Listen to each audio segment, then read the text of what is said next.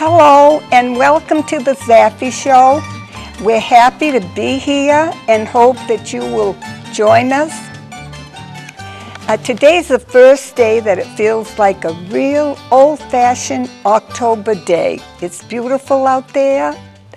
The sun is shining. It's a little chilly. You need a jacket. And as usual, it's beautiful around here. All of Maine is beautiful, and I'm happy to be here. And I hope you join us. And we're going to have an interesting show. And now I would like to introduce District Attorney. Well, I'm not the district attorney yet. Okay. I'm Bernard Broder, and I am a candidate for district attorney this November. But gee, it has a nice sound to it, ZAFFIE. Well, you've done so many wonderful things. I mean, I don't know where to start. Oh, thank you. I know. Well, this is Bernard Broder. Yep. Okay. Tell us how you got interested in being district attorney. Thank you. And all these things. Well, I've been a lawyer for 21 years, and I started practicing law way up in Aroostook County, where I grew up. And I was an assistant attorney general up there and an assistant district attorney. So I prosecuted child abuse and neglect cases, support enforcement, and criminal matters. And then I came down here in 1999 in York County, again as an assistant district attorney. It wasn't the first time I've been in York County. I have ties going back to 1979, actually, when I worked for Big Brothers and Big Sisters of York County. So I worked in the DA's office in York County from 1999 to 2005, and then I left and started my own private practice, and I want to go back. The DA is the chief law enforcement officer for the county, and he or she oversees the staff in the office, prosecution of crime, sets policy around that, and also is the face of the DA's office in terms of interfacing with the community and with the police departments and so forth. So I don't know if saying this face is the best example of being the public face, but we'll see what the voters think about that. But I think it's a really important position within society in terms of setting policy around prosecution, and I like variety. So I like that the position is multifaceted, and I strongly support law enforcement, and I look forward to working with the police and strengthening cases and prosecuting the cases and the public as well. I've enjoyed during the campaign being out at public events, all different kinds in a campaign, but particularly the ones interfacing with the police and the fire departments and first responders. I think it's important that the district attorney is out there showing his or her support for the work they do. I know it would scare me. What's going to scare you? Just being near the district attorney. Oh, goodness. Well, maybe you are right now and don't know it. I know. We'll find out in a few weeks. Maybe I've watched too many TV shows. Yeah. Well, a lot of what happens on TV is not what happens in an actual case. Okay. And, it creates a lot of problems because for example, they'll show things come in during a trial in terms of evidence that would never come in real life. And then I think that creates an expectation on people's part. It does. That that's what really happens, and it isn't. The other thing is on TV you see just horrific things happen and people's lives torn apart, and then it's resolved, within an hour on the show. Less commercial time, so less than an hour. And Never and thought of that. That doesn't happen. No. You know, especially with victim-related crimes like domestic violence and elder exploitation and animal cruelty and so forth. Those things leave scars on people's lives forever. Forever. So yeah, it's not very realistic. Yeah. That's good to know. Yes. Do you think there's getting to be more and more of all those things? Well, I think yes, unfortunately. And I'll tell you, I think a lot of what is generating that or underneath it is the opioid epidemic. Because with the increase in drug abuse and the increase in access to those illegal drugs by them being trafficked into the state or manufactured here in the state, people that are addicted often commit crimes to support their habits. And that is also linked closely to sex trafficking in Maine, which is another terrible, terrible thing that affects people for their lives. So yes, unfortunately, those key areas of the opioid epidemic and sex trafficking and domestic violence, and then the crimes that support people's habits, I think, are a real concern right now. And I have some ideas on how to approach them. We won't ever totally eliminate them, but I think there are some things we can do. It seems, better. excuse me, it seems we're getting more and more. Or maybe it's just because we know about it. Excuse me, everybody. Well, you bring up a good point, which is because we live in an age of instant media with social media like Facebook and so forth, we hear about more things and we hear about things more quickly than we used to hear about them with simply having newspapers and the evening news. So yes, we are more aware. And you know, unfortunately, a lot of what we hear on the news is negative, and that can really set your disposition for the whole day. And it's important to not let that happen, because there are so many good things that are going on in the world too. There's so many good people out there. It's good to hear you say that. Yeah. And unfortunately, that doesn't generate news or sell newspapers and so forth. But just last week I heard on the radio, they were playing this song, Tell Me Something Good, which I think was from the 70s or 80s. But anyway, they would play this little musical clip, and then the reporters would talk about something really good that someone had done. And it was just for a couple minutes, but it's a real mind shift. It was nice to hear about good things that people are doing. I agree with you. Yeah. Yeah. Like what you do. Well, really, it's a tremendous thing that you do for the community. You're writing and doing this show. I mean, there's very few people that would do what you do.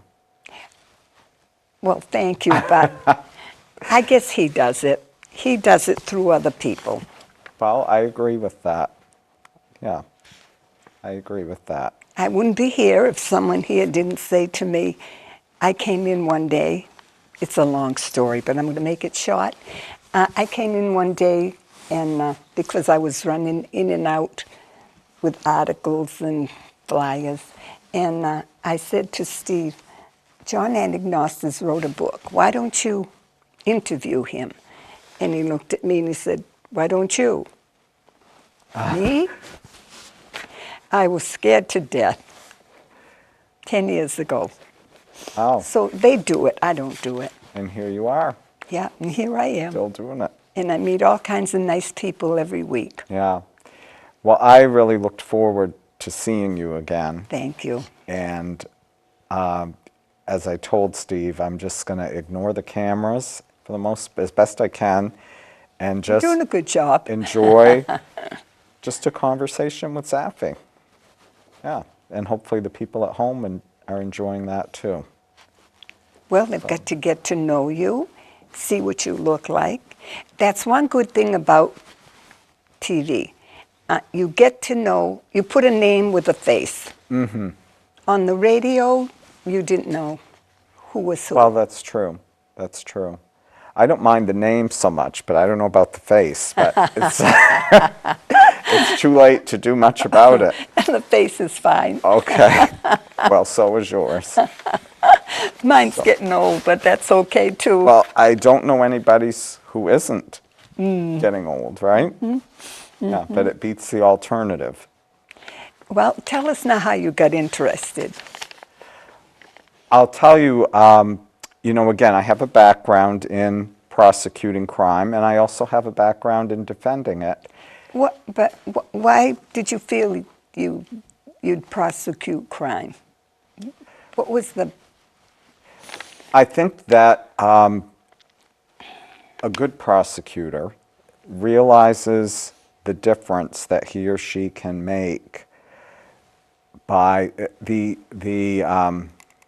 aspiration for a prosecutor, or the directive really, is to do justice. That's what a prosecutor's supposed to do. What better job can there be than to do justice? And so some of the things that I think are very rewarding about being a prosecutor are enforcing the Constitution and the laws, and holding people accountable for their actions, keeping other people safe, individuals and the community, from people who offend, and hopefully restoring their confidence in the system that we have. And the other thing is that, you know, being a prosecutor is not about being oppressive to people, to offenders. It's about accountability and safety and protection and shaping future behavior. And why I say that is... I like that, shaping future behavior. That's important. Yes. And what works as a deterrent to undesirable behavior and as a motivator towards positive behavior differs from person to person. So ideally, you look at each case, and if the person has any history of this behavior, maybe this is something really aberrant, totally out of character, that may be reflective of a particular time in their life or incident, or a mental health issue, a substance abuse issue that needs to be addressed. There's a lot to it. There is so much to consider, so much to consider. And again, all of that should be considered in a case, ideally. But any of that is overridden by the safety of victims of crime and of the general public. Has to come first. But not all crimes involve public safety issues necessarily. And there are also particular groups of people, for example, our veterans. There's a very high incidence of post-traumatic stress that they experience from having served us. And so there may be instances where veterans end up in the criminal justice system because of alleged conduct they've committed, but that's an example where I think we need to look at what's underneath that. It's hard for them to find services, and we owe them those services. We do. Yep. I was really upset when I was out campaigning this summer to hear about, from veterans, from parents of veterans, the lack of services, the high rate of suicide. It's really a shame. It's a shame, and it's something we need to do better at. In other parts of the state, they have veterans courts, specialized veterans courts, and also mental health courts and substance abuse courts. And I would like to see more of that in York County because I think, again, we're here to do justice. And punishment is one part of the criminal justice system, but it's not the whole system. It's supposed to be punishment and rehabilitation and education. So we have complex problems and they require complex solutions. That's a good way to put it. Thank you. It's a lot to think about. There is a lot to think about. There is.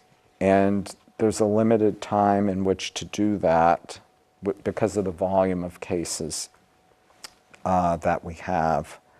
So something that I'm hoping to work on within the DA's office, if I'm elected, is to really focus on the more severe crimes and to not take the same approach to every case or type of case.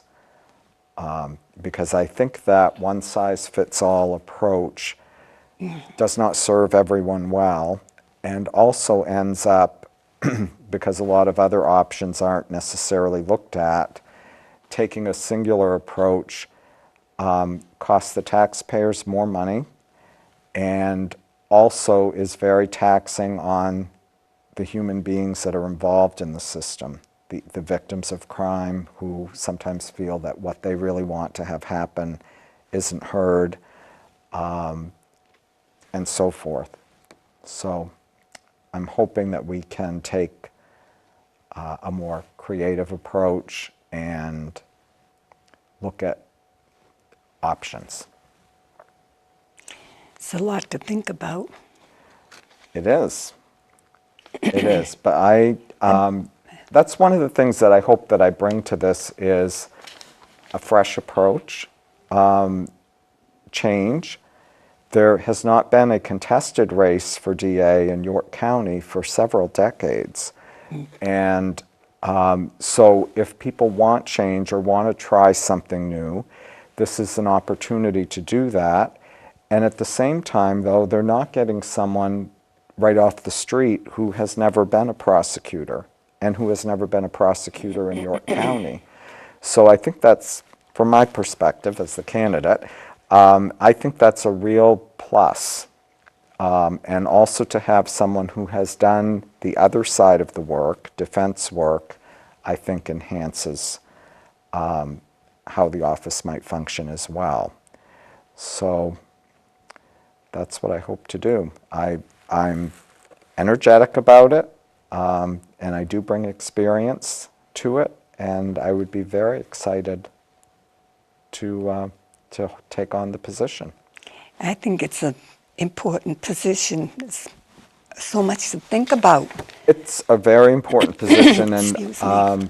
I'll tell you, ZAFFIE, I had been thinking about running for a while, and the night that I decided I'm going to do this was I was at a retirement party for a colleague in the district attorney's office, and a Superior Court justice was speaking about the importance of a prosecutor, not necessarily the district attorney, but the prosecutors, about what your role is and how much influence you have over what happens to people when you're a prosecutor. And I don't mean that in terms of having power to lord over them. No, but, I know but what the you mean. decisions you make have a very big impact on people. And One decision you might make for one person may be the wrong one for another person. absolutely. What motivates one person is not going to motivate another. What represents punishment to one person is not to another. For example, if somebody commits a crime and a fine is imposed, for someone that does not have a lot of money, that's a real hardship. That's punishment for someone who's really affluent and can just write a check, who may not have even come to court because they could afford to send an attorney on their behalf, it doesn't necessarily represent the same thing. You're right about that. And ideally, if we want to deter negative conduct and encourage positive conduct and shape behavior, then we want to know as much as we can about that person, what history they might have, if any criminal history, what was going on in this particular instance, and what's going to be a meaningful intervening event here to stop the negative conduct and encourage the positive. And you know, again, with some people, that is punishment or a combination of punishment and other things, and some people maybe not. It's complicated. Tell me your emotions. I know if I were a district attorney and someone did something I didn't think was right, I know probably my soul would get fired up, but you can't do that. Well, you have to maintain your objectivity, yes. And are there times when, you know, something really egregious happens to another person and you're absolutely outraged? Yes. Absolutely. That's human. That's human.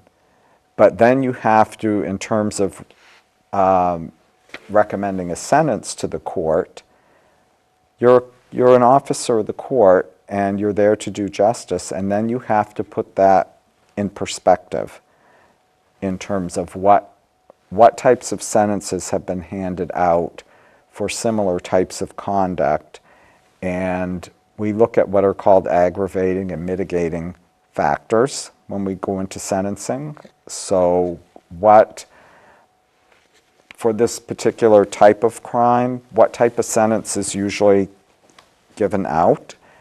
And does this case warrant a heavier sanction than that because it was so egregious? Or were there factors that mitigate what was done because of what was going on at the time? You know, for example, someone stealing luxury items that are not a necessity to resell, and they take them from an elderly person, and they're, you know, so they've really exploited an individual. Those would be aggravating factors. And then maybe look at a case where someone stole a can of cat food because they have a cat that needed to be fed and they did not have any money and felt they had no other options. It's still a crime. Someone was still harmed by that, the store. There were other options. For example, a lot of food pantries also have pet food available, or, you know, asking someone else for help and so forth. So there were other options, but one might be, in terms of justice, looking at the mitigating factors of, you know, maybe they had no history of this before, they felt very badly about it, they apologized to the store owner, they offered to pay for the item once they had the money available, and so forth. Very different scenarios, very different scenarios.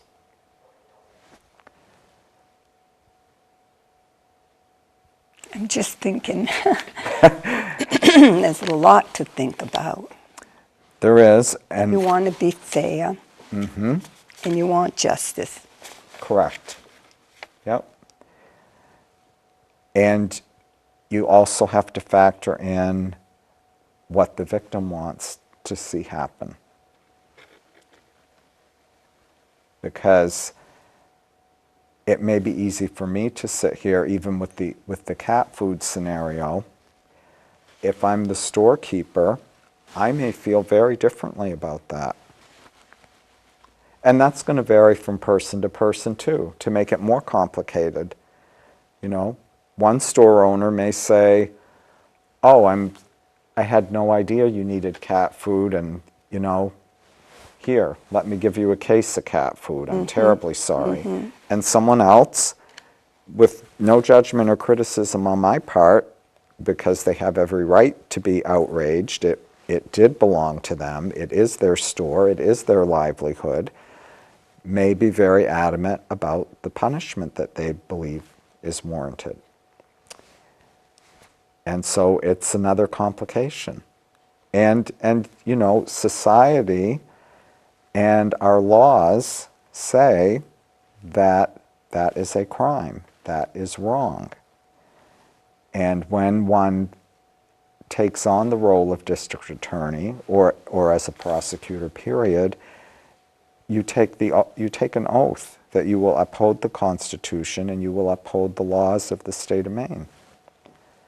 So it's a lot. It is. Yeah. So if I win, would you like to come in and work with me? I wouldn't be a good one. I'd have so much to learn, and I'd be fighting with myself all the time. I would be. Yeah.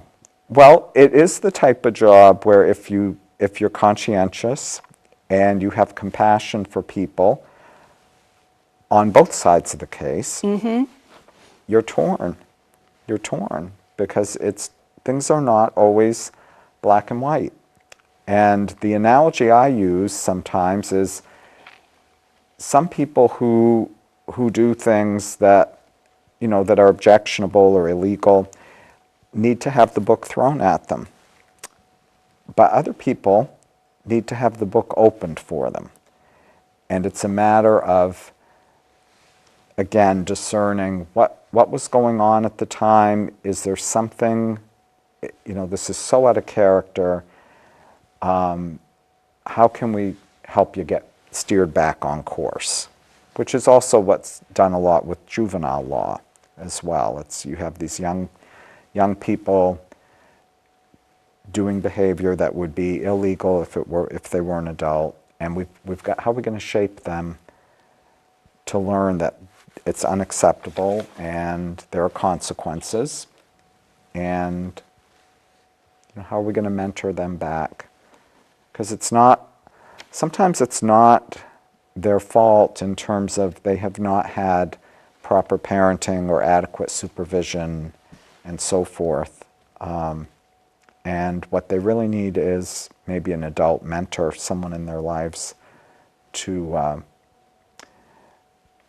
show them the right way, and also instill some self-confidence, self-identity, and you know, it only takes one adult to really make a child feel that they're valuable and have potential. I'm not going to ask you how you felt about this, but we just had a good example in our government with the judge last week or 2 weeks ago. I was just so thankful I didn't have to vote. Yeah. That was sad all the way around. Yep. And I don't think we'll ever know the truth.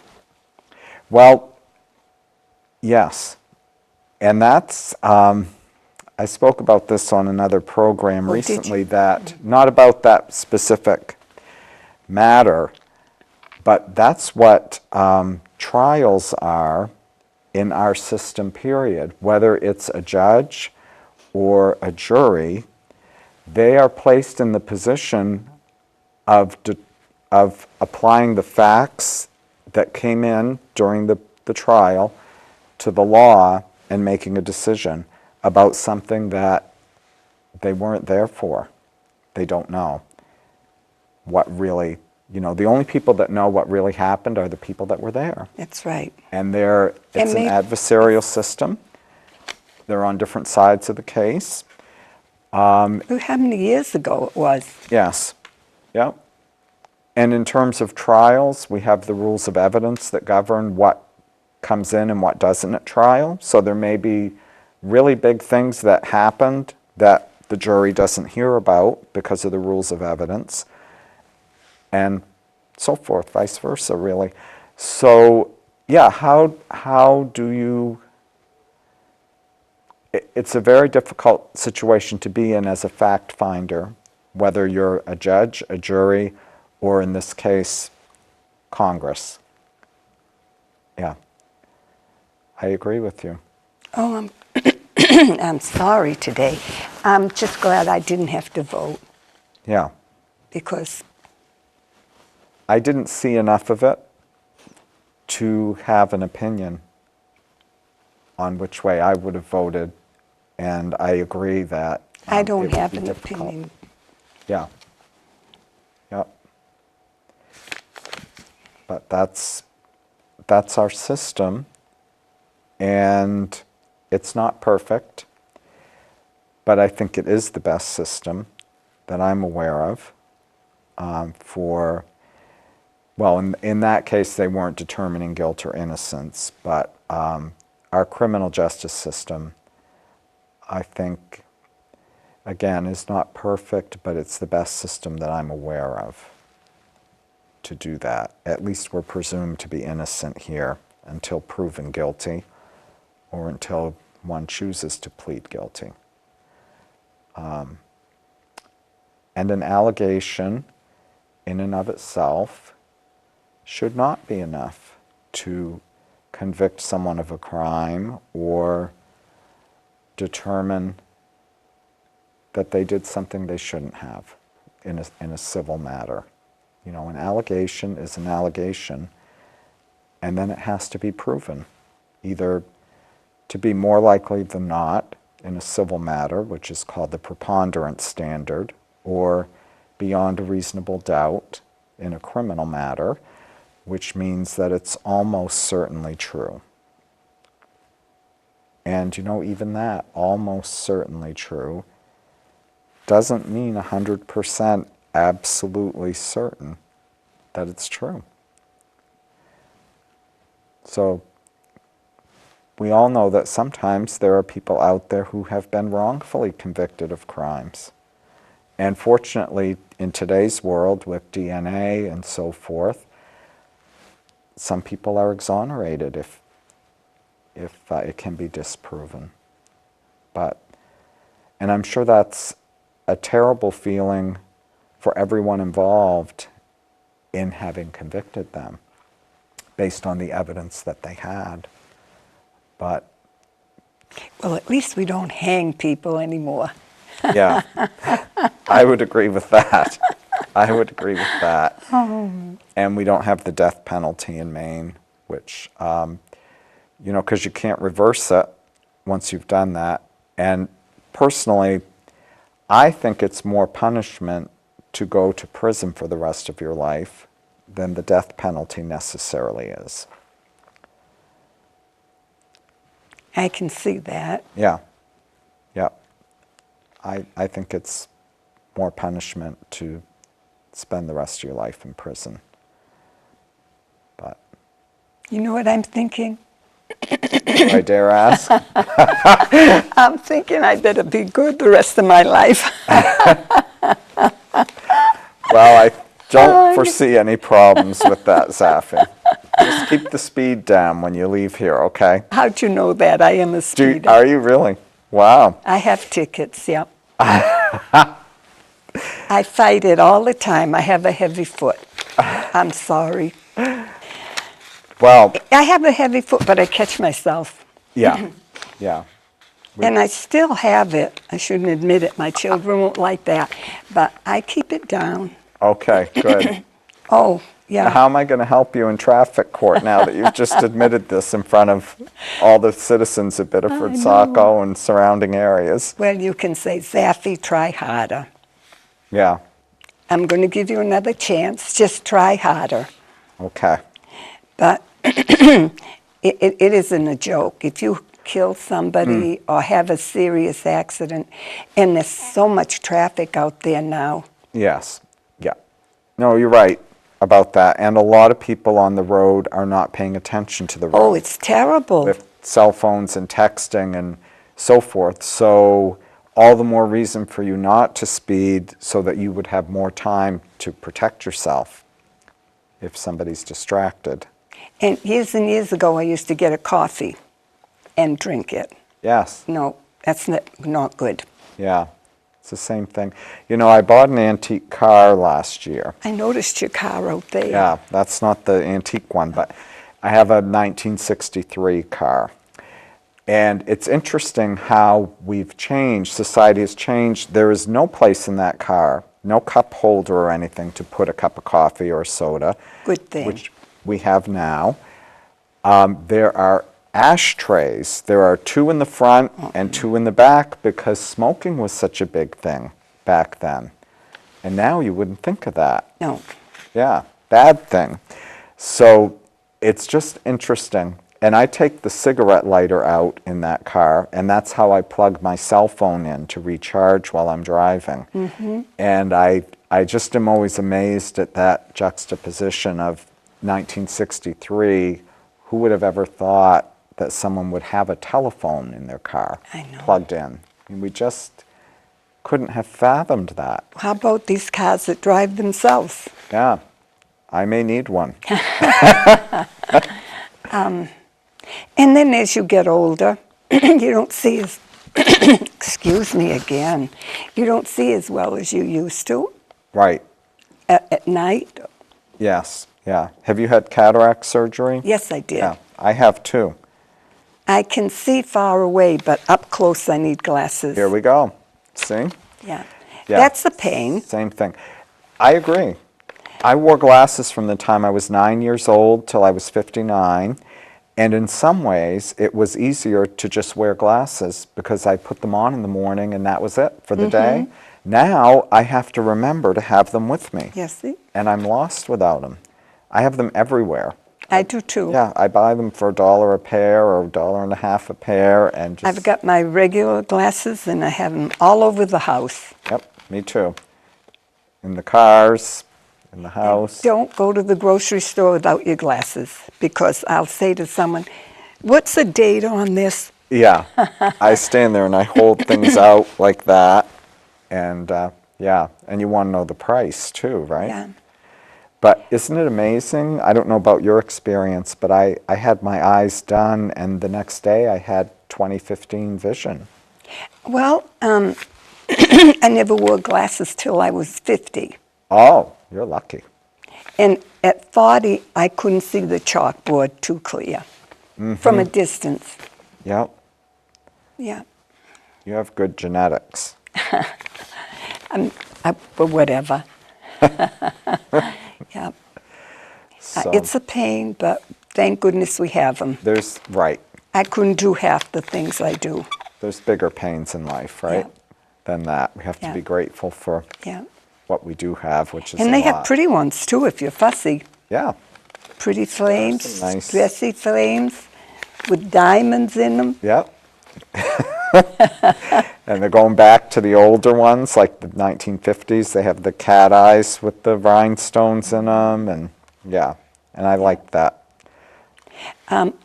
Let's see, my mother had poor eyesight, and so did my mother-in-law, from what they tell me. Yep. Well, you're still on your game. You know, you don't realize what people go through until you go through it yourself. That's true. Very true. I think of that a lot as to my parents now because I'm 60 and I understand a lot better why they were the way they were when they were 60. Yeah, it's a good point. Sometimes I think we should have been 60 and gone down to being a child. Hindsight. Yes. Yeah, I would do things very differently in life if I had known then what I do now. But some of it, we wouldn't want to see the preview of coming attractions, right? I know it. Yeah. I know it. So that's the excitement and the mystery of life. We don't know what's going to happen next. Well, our time is about up. okay? It's been a pleasure, and thank you for coming. Thank you for having me, and it's always a pleasure And to see you. I'm really, I don't know too much about this, you know, and so it was interesting. Well, And I have a granddaughter that is, she just became an attorney. excellent, Yeah. excellent. Well, I hope that this has been informative for It the has, folks at very. home as well. I know we got off onto a number of subjects, but They all go together. I always love to talk to you, so That's life, If and we that's were- what you do is life. yeah. We could come on and exchange recipes or something, and Yeah. I would love it. So thanks for having me, ZAFFIE, It's been a pleasure, always. and I wish you good luck. Thank you so much. You too. Well, folks, that's our show for today. I'm sorry I'm hoarse. I don't know why, but I am, so excuse that. There's so much to think about, and I don't know too much, but I'm learning every day. Every week I learn something new, and you've done so much. You've got a lot of experience, and so you can see both sides. Right? Thank you. And that's what justice is, right? Seeing both sides. It's interesting. Appreciate it. So thank you for listening. Go out and enjoy the day. I'm going to, I'm sorry. And we have a pumpkin fest coming up and homecoming and a lot of fun things for everybody. Thank you for listening. And as I always say, don't fall. Love ZAFFIE. Can't fall.